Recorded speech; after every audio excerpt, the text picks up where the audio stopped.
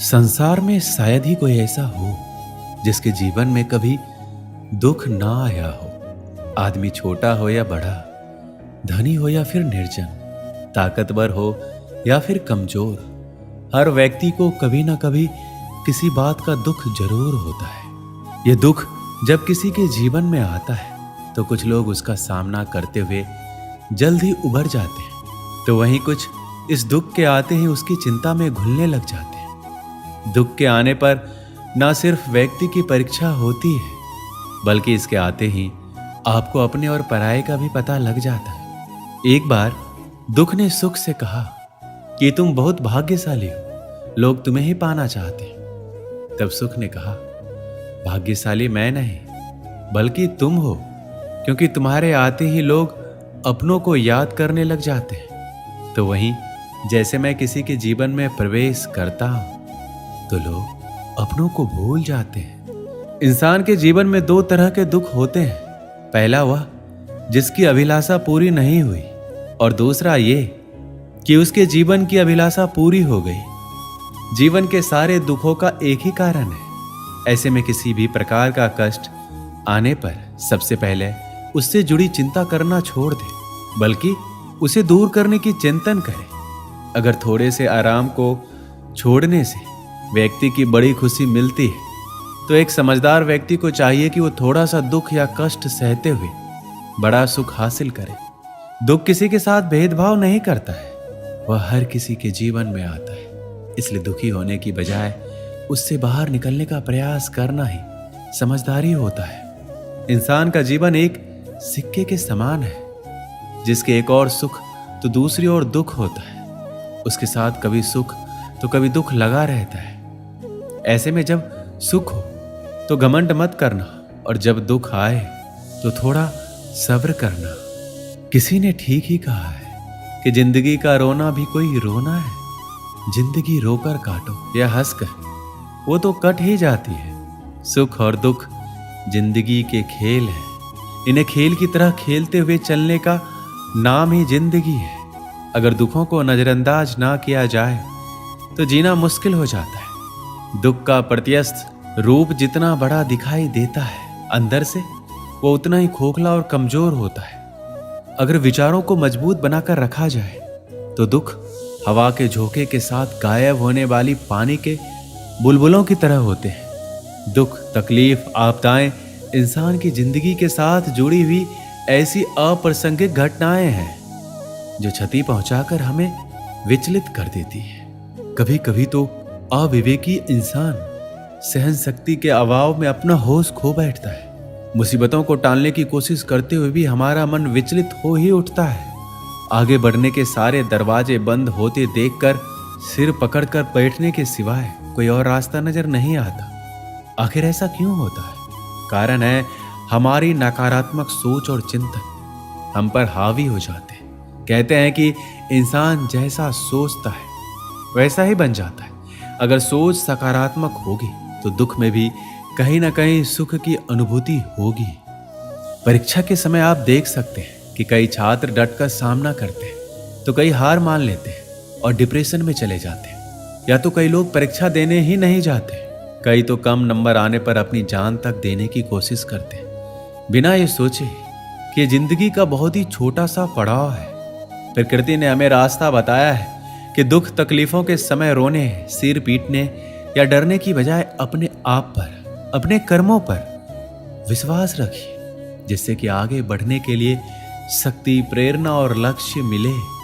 किस्मत भी उन्हीं का साथ देती है जिनमें कुछ करने का साहस होता है। हर एक दिन एक जैसे नहीं होते।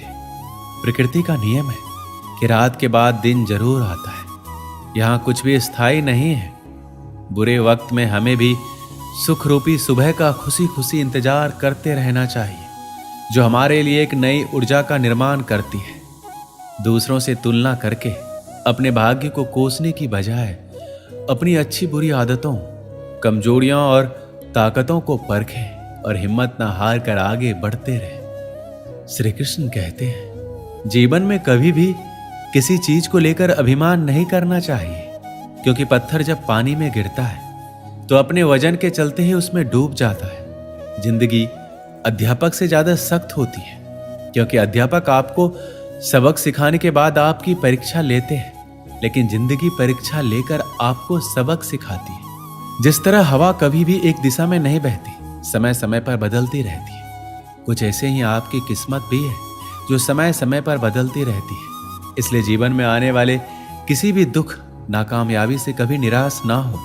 मनुष्य के जीवन में कभी भी समस्याएं या फिर कहें चुनौतियां कभी भी यूं ही नहीं आया करती है। इनके आने में एक संदेश छिपा होता है कि आने वाले समय में आपको जीवन में बड़ा बदलाव लाना है। यदि आप चाहते हैं कि आपको अपनी मेहनत का पूरा फल समय पर मिले, तो आपको उसके करने का तरीका या फिर कहें तो खुद के जीवन में बदलाव लाना होगा।